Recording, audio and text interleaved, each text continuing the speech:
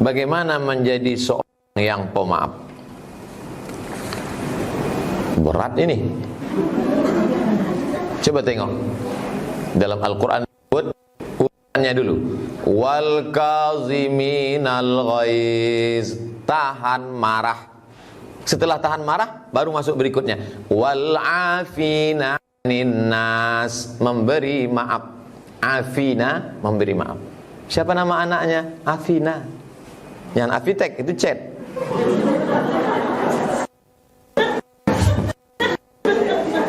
Wal afina anin nas. Jadi langkahnya tahan marah dulu, setelah tahan marah baru beri maaf. Kalau duluan maaf tak tahan marah, itulah dia. Aku sebetulnya Pak Ustadz sudah ku maafkan dia. Udah jumpa sama dia sampai mati tak mau ku jumpa. Berarti tak ada maaf. Macam yang tertulis di gerobak truk di belakang, tiada maaf bagimu. Oleh sebab itu maka tahan marah. Dalam hadis yang kami bahas kitab Arba'in tentang la taghdab, jangan marah. Kalau kita marah sedang berdiri, duduk. Kalau marah sedang duduk, berbaring.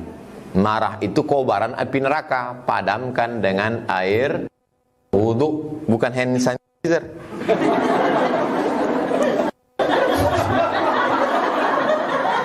Padamkan air sembahyang. Oh Pak Ustadz, lambe sembahyang marah belum juga hilang Pak Ustadz. Mandi pakai air dingin, menghilangkan marah. Karena geloranya itu di dalam jantung, mendidih darah di jantung itu, dipadamkan dia. Tak juga hilang Pak Ustadz. Jembatan dekat. Insya Allah kalau masuk ke Sungai Siak itu, bukan cuma marah itu hilang, kau hilang sekalian.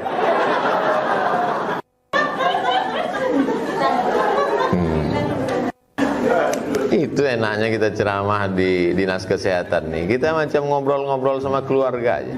Macam cerita-cerita. Kalau di tempat lain mana pula saya bisa ceramah gini? Serius lah. Assalam. Jaga image lah kita kan. Masa profesor kan alang Ustadz, Profesor Haji Abdul Somad, LC, DSA, PhD. Cuma yang anehnya di atas DSA, di bawah DSA.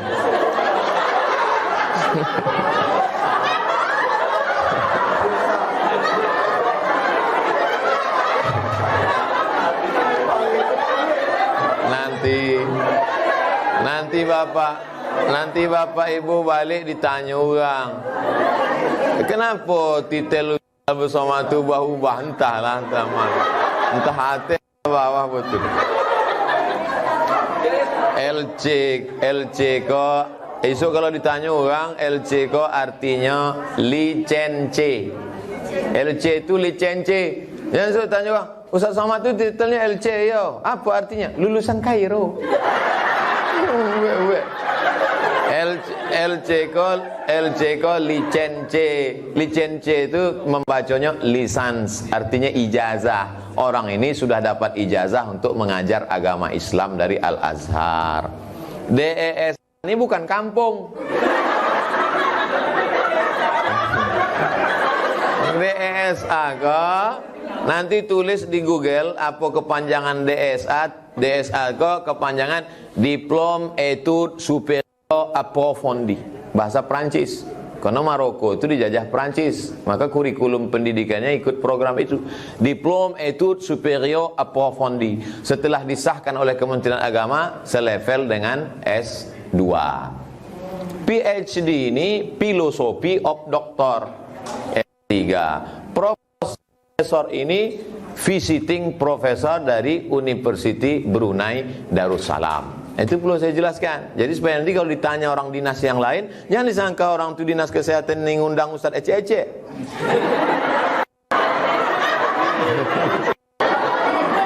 Sombong Ustaz itu sekarang.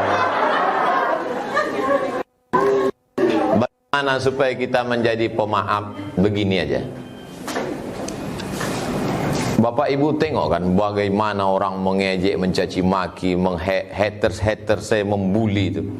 Saya sampai pada level, dulu saya tak tahan. Asal saya baca itu hilang selera makan saya. Asal saya baca itu berpengaruh kepada ceramah. Mau ngamuk-ngamuk saya ceramah. Hari ini. Tapi setelah sekarang, hari ini kan santai aja kan? Nyantai. Saya sampai pada level melihat orang ini tidak lagi marah tapi kasihan. Kasihan saya.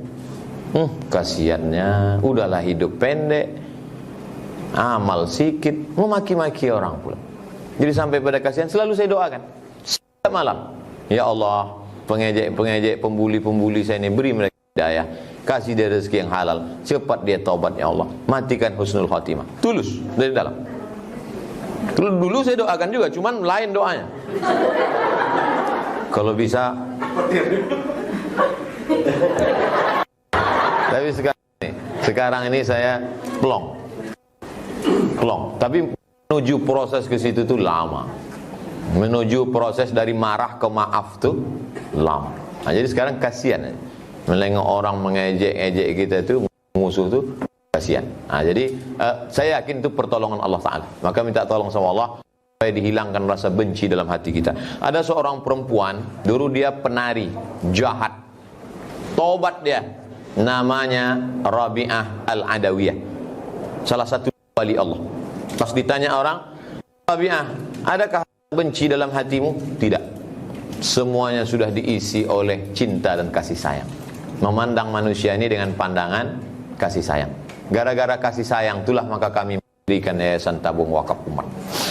Dibawalah saya oleh Bang Riau Kepri Syariah seberang Sulawesi, bertamu ke rumah ibu-ibu. Penyerahan sebetulnya di rumah Pak RW, tapi ada satu orang ngajak saya, ayolah ke belakang Pak Ustadz Somad. Akhirnya kami pergilah ke belakang, menengok seorang ibu, badannya stroke sebelah, tinggal di rumah kayu, lapuk. Rupanya rumah kayu itu menumpang di tanah wakaf mau pembangunan MDA.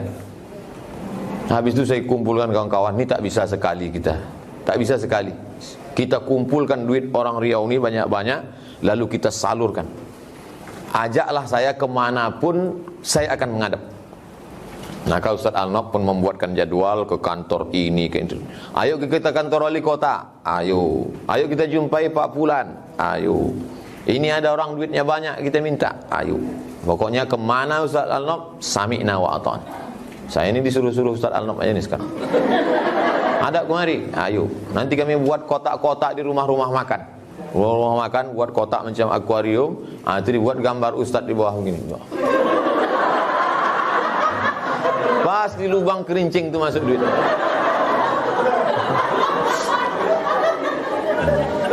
Jangan sampai ada orang Pekanbaru, orang Riau tak makan. Target kami tak banyak-banyak, makan aja dulu. Maka tiap bulan beras itu harus sampai. Ada tetangga, kawan, sahabat. Cuman tujuan saya bercerita ini supaya jamaah itu mengasih beras. Setelah diumumkan, banyak mengasih daftar fakir miskin. Kecuali dinas kesehatan.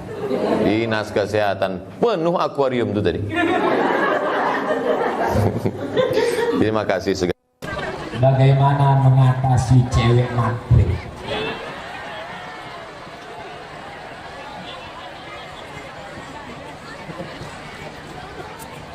Perempuan perlu menikah dengan suami yang punya harta. Betul, Bu? Karena suami wajib menafkahi istri. Suami, kalian wajib memberikan 5 kepada istri. Yang pertama, makan. Ibu sudah makan? Yang kedua, pakaian. Ibu, alhamdulillah semua sudah dikasih pakaian. Yang ketiga, tempat tinggal. Alhamdulillah, omahe api-api tenang. Yang keempat, pendidikan. Ibu dikasih pendidikan, sholat, ngaji. Yang kelima, perhatian. Jadi suami tetap ada materi, makan, pakai. Tapi kalau istrinya menuntut, minta belikan istana, minta belikan mobil mahal, tidak sesuai dengan kemampuan suami, dikhawatirkan suaminya mati berdiri, mati tegak dia. Jadi kalau kamu belum nikah, ada cewek matre terlalu banyak permintaan, cari yang solehah, banyak di Bukit 9 insya Allah. Tapi saya mau sama dia aja Pak Ustaz. Bunga bukan setangkai, kumbang bukan seekor. Patah tumbuh hilang berganti, hilang satu tumbuh seribu. Nah ini untuk yang jomblo-jomblo. Jangan kalian pertahankan juga si matre itu. Biarlah dia kawin sama matre 6.000 aja. Bolehkah yang menyembelih hewan potong dibayar jasanya? Saya ketua masjid sampaikan ke ketua panitia supaya waktu menerima duit kurban itu bunyi akadnya begini. Ibu bapak bunyi akad ini. Saya bayarkan 2,5 juta untuk biaya kurban dan biaya operasional tunai. Supaya apa? Karena sapi itu tak sama yang kurus yang gemuk. Oleh sebab itu sisa duit itu dipakai untuk biaya operasional, ongkos truk pembawa, sampai di Pekanbaru nginap dulu sapinya beberapa malam. Siapa yang jaga malam? Lalu kemudian ada 2 itu yang mesti digaji. Tak boleh diambil dari daging, tak boleh kepala dikasih ke dia sebagai gaji upah. Yang 2 yang wajib digaji itu adalah tukang potong dan tukang kulit. Tukang potong itu kalau tak dikasih pisau itu bisa ke kita. Makanya ini kita harus tanya dari awal. Bapak kalau memotong 1 ekor berapa? 50.000 kata dia. Ah ini sapi ada 5. Kalau gitu 250. Dari awal tuh harus jelas MOU, Memorandum of Understanding between me and you. Kalau tidak nanti menjadi konflik di tengah masyarakat. Itu mesti dikasih upah. Di sini pertanyaannya, bolehkah yang menyembelih hewan potong dibayar? Bukan boleh, wajib dia dikasih upah, karena dia juga mau makan. Kecuali yang motong terobokop. Atau dibagi saja daging kurban untuk dia. Daging kurban, kulit kurban, kepala kurban tak boleh dijadikan sebagai upah. Sebagai hadiah boleh. Apa beda upah sama hadiah? Hadiah dapat, alhamdulillah, tak dapat, tak apa-apa. Itu hadiah. Kalau upah wajib ada. Kalau tak ada, panjang. Oleh sebab itu tukang potong sama tukang kulit jangan daging sebagai upah, sebagai hadiah, tapi dia kasih gaji. Saya laki-laki masih selalu melakukan dosa, segala jenis maksiat, bahkan segala dosa besar yang diharamkan Allah. Apakah amal saya diterima Allah? Bagaimana cara saya melakukan taubat? Yang pertama, mandi taubat. Di mana mandi taubat? Bisa di toilet masjid, di rumah bisa. Kalau saya mandi di sungai, bagus. Pergi sebelum Bangkinang ada jembatan, antur ke bawah. Insya Allah, kalau kau mandi di Sungai Kampar, bukan cuma dosa kau hilang sekalian. Habis mandi taubat, sholat sunat taubat, usolli sunat taubat rakaataini lillahi ta'ala. Habis itu beristighfar, astaghfirullahaladzim alladzi la ilaha illa huwal hayyul qayyum wa atubu ilaih. Habis itu tinggalkan semua dosa, insya Allah Allah mengampuni segala dosa-dosa. Semuanya Pak Ustaz, kabeh diampuni Allah. Innallaha la yaghfiru an yushraka bihi wa yaghfiru ma duna dzalika liman yasha. Anak-anak muda yang banyak dosa, segera bertobat. Kiamat sudah dekat, Covid sudah pulang, datang panas. Saya baca di internet, kapan panas ini akan berakhir? Akhir Oktober baru berakhir. Masih panjang, 5 bulan lagi kita panas. Mudah-mudahan rambut ibu nggak gugur. Bagaimana cara iman naik terus Pak Ustaz? Kalau naik terus tak turun, itu minyak.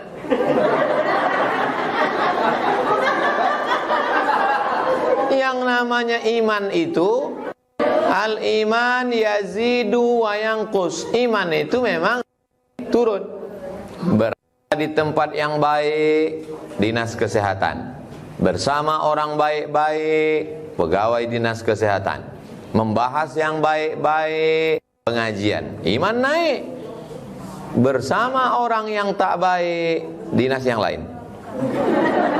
berada di tempat yang tak baik, membicarakan yang tak baik, iman turun. Maka mesti jaga yang tak, supaya selalu di tempat yang baik, bersama orang baik dan beramal baik. Makanya nanti pulang dari kantor kan di rumah. Di rumah itu usahakan punya komunitas baik, lingkungan musola, masjid, surau. Di kantor punya pengajian. Masih ada pengajian surau? Alhamdulillah. Saya sangka udah almarhum. Alhamdulillah. Terus tinggal. Kita ini kan cuma dua, rumah sama tempat kerja. Di lingkungan rumah ada pengajian sore, tapi betul-betul ngaji. Ini sampai ke masjid tak mengaji. Ramai ke masjid, rupanya arisan. Arisan boleh, tak apa-apa, tapi yakinkan jantung normal. Karena arisan ini kalau jantung tak normal berharap goncang nama keluar, rupanya tak keluar, kumat.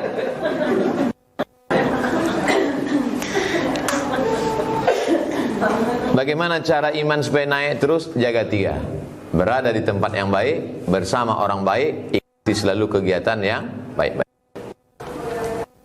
Lingkungan sering berpengaruh dan iman betul. Saya hamba Allah, alhamdulillah. Coba boleh ngirim saya hamba setan. Saya hamba Allah. Apa hukumnya meninggalkan suami yang tak punya apa-apa? Sudah 10 tahun berumah tangga, tapi tidak ada perubahan ekonominya.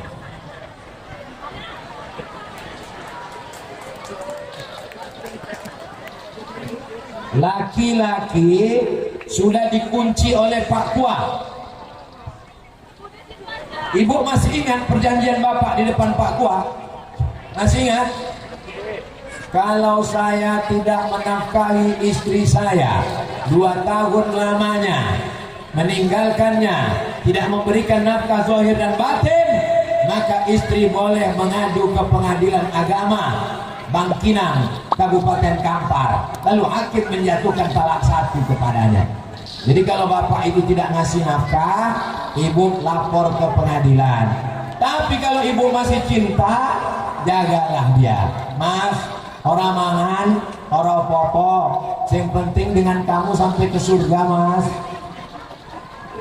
Tapi kalau ibu nggak tahan, bapak sudah dikunci dengan siwak taklik, tidak memberikan nafkah zahir dan batin.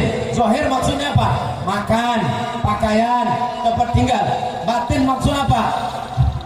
Nek manuk orang lebu selama 1 tahun, maka namanya al-muyub al-musawwahah. Itu maksud penyakit batin. Kalau dia sakit, maka dia disuruh senam, disuruh olahraga, disuruh minum madu. Nggak sehat juga selama setahun, ibu boleh mengadu ke pengadilan. Ditanya sama hakim, kamu menuntut? Betul Pak Hakim. Makan dikasih, kasih. Pakaian dikasih, kasih. Omah kasih, kasih. Kenapa kamu nuntut? Manu Pak Hakim.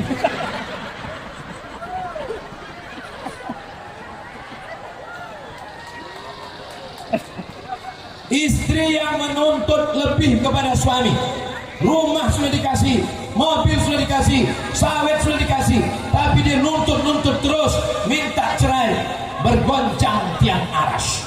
Ihtazza arsyur rahman, bergoncang tiang aras. Tapi kalau suaminya pemabuk, suaminya pecandu narkoba, sudah dinasihati tidak mempan, dipanggil ini mama alim ulama tak mempan, dia gugat ke pengadilan. Jangankan tiang aras, tiang listrik pun nggak bergoncang. Pak Ustadz, kalau orangnya almarhum macam mana? Datanglah Sa'ad. Sa'ad ini sangat sayang dengan emaknya. Ya Rasulullah, ummi matat, oma aku mati, meninggal ya Rasulullah. Apa atasaddaqu anha? Kalau aku bersedekah boleh tak pahalanya untuk umatku? Kata Nabi, tasaddaq, bersedekahlah Sa'ad. Ayu sadaqatu, sedekah apa yang paling elok? Kata Nabi, saqyul ma, sedekah yang paling elok memberi air minum. Itu maka kasih air minum. Sedekah paling elok kasih air minum. Pekanbaru minum banyak sungai alir. Tapi di Afrika maka berlomba-lomba mereka berwakaf sumur bor.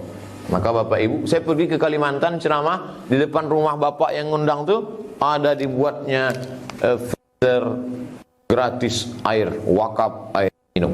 Di Mesir, kalau di kampung-kampung itu di tengah-tengah sawah dibuat mereka tempat air minum tembikar dari tanah liat. Walaupun siang, kami sedang mancing waktu itu, mancing panas jam 12, jam 1 siang, panas sampai situ, alhamdulillah minum, panas-panas terik karena tanah liat dingin.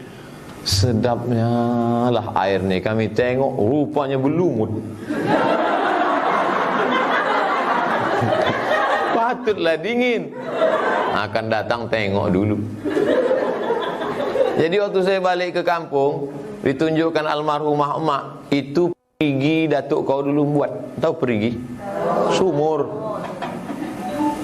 Perigi datuk kau buat. Untuk apa? Datuk kau dulu membuat sumur tu wakaf. Kata dia dulu, kalau awak bawa wakaf sumur, mengalir sampai ke kubur awak. Oleh sebab itu maka kita yang punya wakaf, kita punya berikan. Itu sampai kepada almarhum rumah. Bagaimana pendapat Ustaz seorang perempuan yang sudah siap nikah, umurnya juga sudah cukup, tapi tidak ada laki-laki yang datang untuk meminang? Apa boleh perempuan tersebut mencari pendampingnya? Khadijah menawarkan dirinya kepada Nabi Muhammad SAW. Itu dalil perempuan boleh, tapi nggak boleh langsung. Ini ada laki-laki yang ganteng, setiap barang dagangan kalau dia bawa laku terus. Mana orangnya? Dia panggil karyawannya. Karyawan, kenapa kalau laki-laki ini yang jualan kok barangnya laku terus? Siapa namanya? Jenenge siapa? Jenenge Muhammad. Ndi wonge? Ditunjukkan. Itu orangnya. Nabi Muhammad keluar, Khadijah melihat.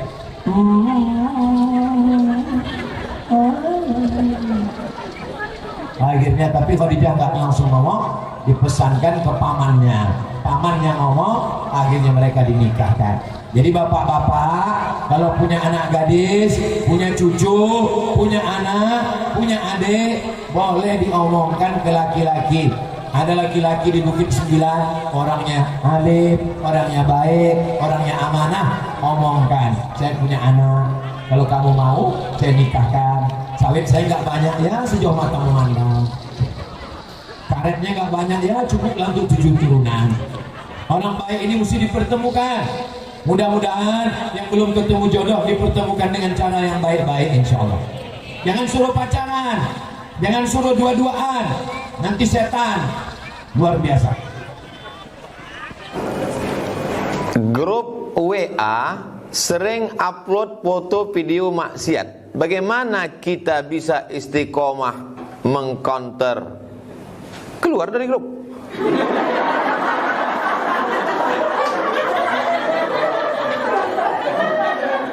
Kalau grup dinas kesehatan ini isinya watawasau bil haq watawasau bisab, yang dikirim adalah video ceramah, nasihat, baik terus. Tapi kalau grup SD dulu, grup SMP dulu, isinya tak tentu arah, hanya ghibah, namimah, caci maki, sumpah serapah, lalu kemudian pula memancing-mancing untuk CLBK. Oleh sebab itu maka mohon maaf kawan-kawan grup, kalian kalau masuk neraka ramai-ramai, aku tak keluar. Dengan ada di grup itu kita sedang menyambung silaturahim. Tapi dengan bertahan di grup itu akan terjadi kemungkaran. Kalau berbenturan antara silaturahim dengan kemungkaran, mana yang lebih didulukan? Silaturahim atau menolak kemungkaran? Hebat orang dinas kesehatan bisa jawab. Kaedahnya darul mafasid muqaddam ala jalbil masalih. Perbenturan antara maksiat dengan perbuatan baik, dulukan menolak maksiat daripada mengambil yang baik. Kenapa bertahan di grup? Silaturahim apa? Maksiat isinya. Saya diundang sama jamaah, anaknya nikah, tak masuk saya. Apa ya Ustaz, ya susah kami ngantar Ustaz datang. Aku sudah datang di pintu pesta itu tak jadi masuk. Nah, penyanyinya pakai rok pendek, lagunya jatuh bangun aku mendengar.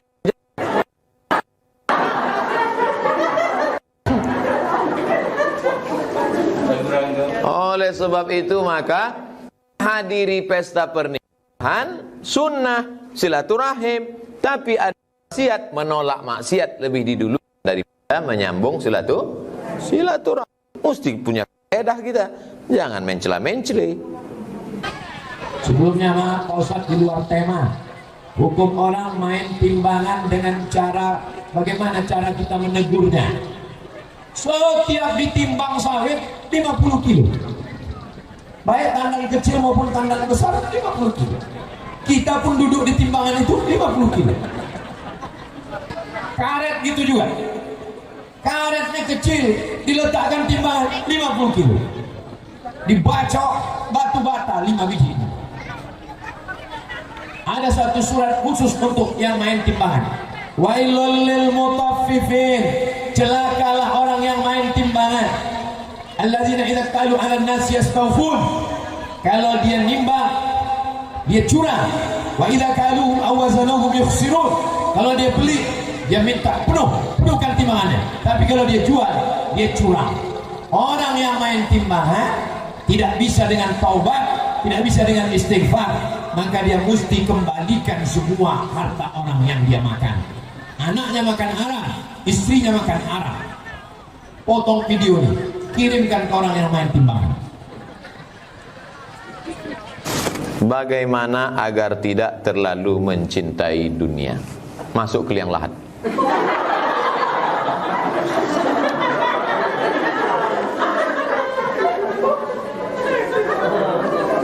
Kiblat ke sana kan?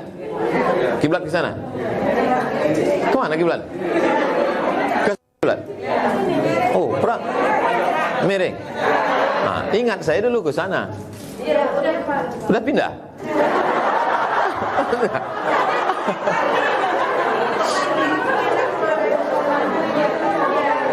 Kalau begini arah kiblat, kemana kepala? Kalau ke sana arah kiblat, kemana kepala? Jangan jawab, tanya kepala apa dulu. Kalau kepala jenazah, di kanan. Kalau kepala kambing mau kurban, di kiri. Motong kambing, kemana kepalanya? Di kiri. Kalau orang meninggal, kepalanya di kanan. Gitu kalau ustadznya cerdas. Nah, jadi nanti kalau ada keluarga meninggal, perempuan tak bisa, laki-laki turun ke bawah, Pak. Turun ke bawah, letakkan jenazah itu, hadapkan. Jenazah itu bukan telentang. Yang telentang itu orang selamat dari sungai. Jenazah itu mereng ke kanan. Makanya dibuatkan tanah bulat-bulat untuk menopang belakang. Disunahkan hidung jenazah itu setelah dikucung, dibuka itu, disunahkan wajah jenazah itu menempel ke tanah. Tempelkan ke tanah. Tempelkan ke tanah, letakkan batu di tengkuk, tempelkan ke tanah. Saat menempelkan jenazah ke tanah kita di bawah, itulah hilang rasa dunia. Tak ada lagi rasanya.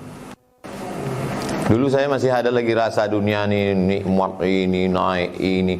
Saya rasanya semua kendaraan di dunia udah saya naik. Dari mulai mobil sport, mobil itu, pesawat pribadi, tapi punya orang semua, tak ada. Tak ada lagi rasanya. Berjumpa orang pun begitu. Dulu saya kalau jumpa sama orang, jumpa pejabat itu, oh, sekarang ini sama aja rasanya semua. Kecuali sama ibu kepala dinas kesehatan. Ada sesuatu gitu. Nah, jadi oleh sebab itu hilangkan kita dunia ini dengan ke liang lahat. Atau paling tidak kalau ibu karena tak bisa masuk liang lahat, sering ziarah. Sering ziarah kubur. Kalau bisa dalam sebulan tu sekali nengok orang mati. Dibuka wajah orang mati itu, tengok lama-lama. Yang takut nanti keluar pula giginya Pak Ustaz. Yang takut. Buka penutup wajah itu, tengok lama-lama, bayangkan yang di situ tuh aku. Aku yang di situ tuh. Baju tinggal, semua tinggal. Yang dibawa hanya amal. Itulah yang cuma dibawa. Itu rem. Tapi yang gara-gara ini nanti semua pegawai ini mau mati semua. Besok evaluasi Bu Kepala Dinas, mana evaluasi Covid. Tak dulu ibu. Nah, oleh sebab itu makan. Ibu-ibu yang lagi nafsu dunianya branded ziarah 3 kali sehari.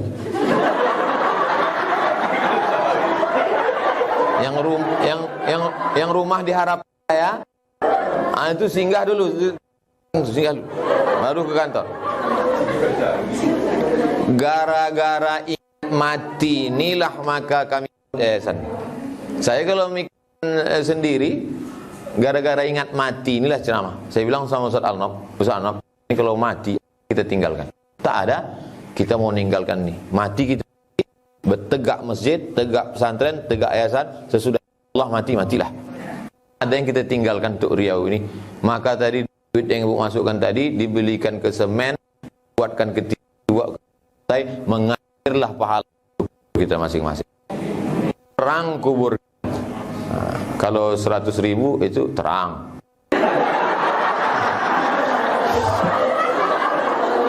Tapi kalau 5.000 mau 5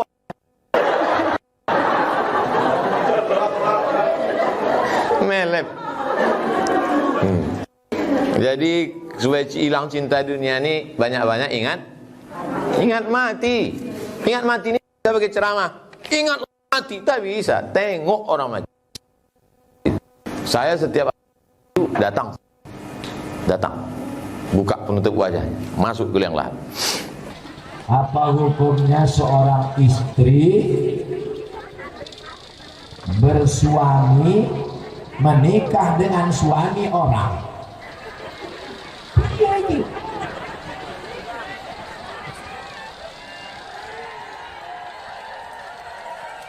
Ibu seorang istri tidak boleh nikah lagi dengan suami.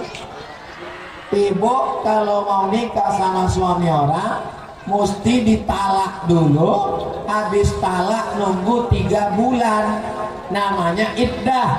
3 bulan nggak ada ngandung, baru dia bisa nikah dengan laki-laki lain. Jadi kalau ada istri orang nikah dengan suami orang, maka itu bisa dipidanakan. Suaminya bisa nuntut ke polisi, ditangkap kasus perzinahan, karena istri tidak bisa menikah poliandri. Ada klinik gigi, ada klinik bersalin, ada klinik kulit, poliklinik. Ada teknik sipil, ada teknik minyak, ada teknik mesin, politeknik. Suamine loro, poliandri. Bojone loro, poligami. Main bola di pantai, polipantai. Jadi selama dia dengan suami orang berzina. Kalau itu terjadi di Bukit 9, kita khawatir turun azab Allah. Jadi mesti lapor supaya diambil tindakan. Lapor ke Pak Kades, lapor ke Pak RW, lapor ke Pak Dan Ramil, lapor ke Pak Kapolsek supaya diambil tindakan. Jangan diam. As-sakitu anil ab syaitan akhros. Diam melihat perbuatan maksiat, setan bisu. Wis setan bisu nih. Bisakah anak mengorbankan almarhum orang tua?